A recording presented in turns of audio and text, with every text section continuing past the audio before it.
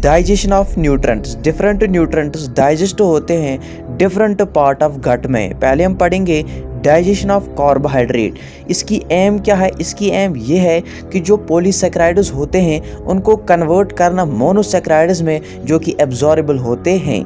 जो हमारा स्टार्च होता है with the help of salivary amylase, pancreatic amylase, intestinal amylase, ये स्टार्च कन्वर्ट होता है maltose plus isomaltose plus limit dextrin में। अब आगे जाके क्या होता है, ये जो माल्टोज होता है ये कन्वर्ट होता है ग्लूकोज प्लस ग्लूकोज में with the help of enzyme that is called maltase.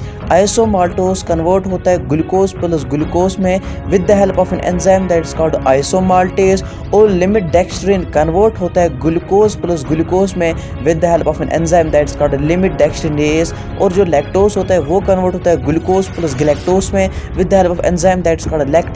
और सक्रोज कन्वर्ट होता है ग्लूकोज प्लस फ्रक्टोज में with the help of an enzyme that is called sucrase. इस डाइजेशन ऑफ कार्बोहाइड्रेट का जो एंड प्रोडक्ट होता है वो होते हैं मोनोसेकेराइड्स जो कि एब्जॉर्बेबल होते हैं। अब हम पढ़ेंगे digestion of proteins. Digestion of proteins की एम ये होती है कि हमें चाहिए एमाइनो एसिड्स। अब इसमें क्या होता है, हमने पढ़ा था कि गैस्ट्रिक ग्लैंड में ग्लैंड होता है कॉर्पस फंडी ग्लैंड, और कॉर्पस फंडी ग्लैंड में एक सेल होती है जिसको हम कहते हैं ऑक्जेंटिक सेल या पैराइटल सेल। वो प्रोड्यूस करती थी HCl।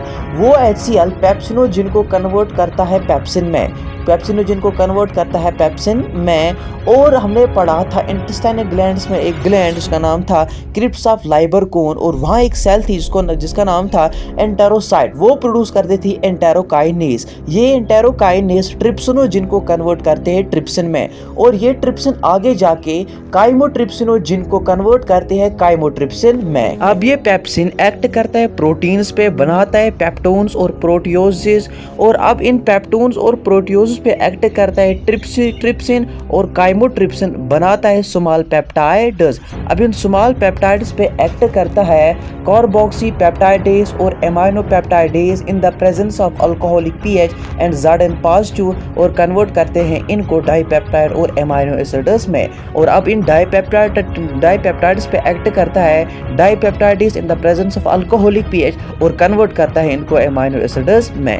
अब हम पढ़ेंगे डाइजेशन ऑफ फैट्स या लिपिड्स। इसमें क्या हमें करना होता है, ट्राइग्लिसराइड्स को हमें कन्वर्ट करना होता है मोनोग्लिसराइड्स में। अब हमारे पास जो लिपिड होता है, फैट होता है, वो बना हुआ होता है फैटी एसिड प्लस ग्लिसरॉल। अब ये जो ग्लिसरॉल है ये सॉल्युबल होता है वाटर में तो ईजिली इंटेस्टाइनल सेल से पास हो जाएगा, लेकिन fatty acid insoluble in water होता है जिसकी वजह से ये इंटेस्टाइनल सेल के थ्रू पास नहीं हो सकता। अब यहाँ पे आते हैं बाइल सल्ट जो कि एम्फीपैथिक होते हैं, वो बनाते हैं उनके हाइड्रोफोबिक और हाइड्रोफिलिक एंड की वजह से वो बनाते हैं मिसल, और मिसल फॉर्मेशन की मदद से ये इंटेस्टाइनल सेल में चले जाए। अब जो ही ये मिसल फॉर्मेशन करेंगे, मिसल फॉर्मेशन के बाद जो ही इंटेस्टाइनल सेल में चले जाएंगे वहां पर बाइल साल्ट्स इनको लेफ्ट करेंगे और फिर से ये कन्वर्ट होंगे ट्राइग्लिसराइड्स में। अब वहां पे इन पर एक कोट चढ़ेगी जिसको हम कहते हैं काइलोमाइक्रोन।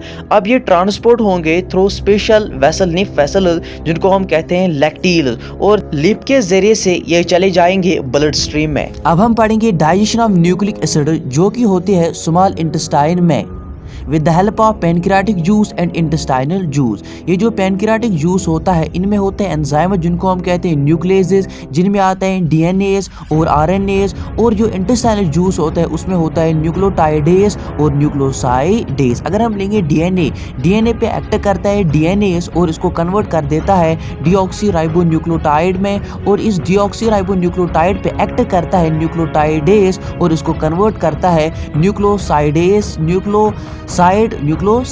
प्लस फॉस्फेट में। अब इस न्यूक्लियोसाइड पे एक्ट करता है न्यूक्लियोसाइडेज एंजाइम और इसको कन्वर्ट करता है nitrogenous base plus pentose sugar में। यानी यहाँ पर हमें जो एंड प्रोडक्ट्स मिले वो है नाइट्रोजनस बेस, पेंटोज शुगर और फॉस्फेट ग्रुप।